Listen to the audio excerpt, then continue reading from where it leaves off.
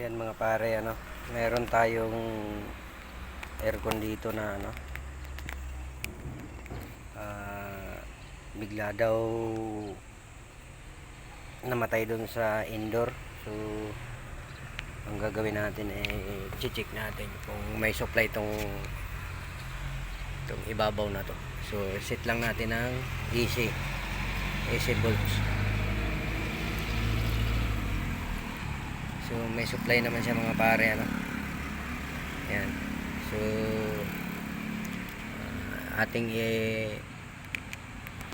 iaangat yung pinaka breaker pack.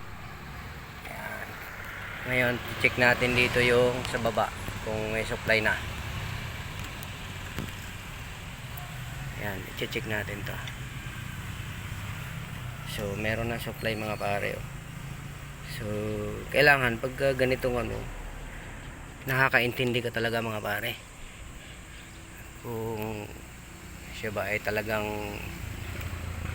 ganunin lang o may sira itong yung iba kasi sinasabi kahit sino pwedeng mag-angat niyang minsan nag-angat nga wala palang supply to o ibig sabihin may problemang iba.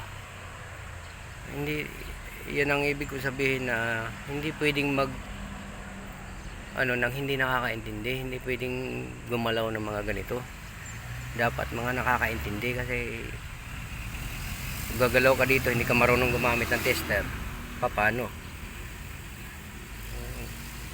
Kailangan marunong kang gumamit ng tester. At hanggang dito na lang mga pare, thank you.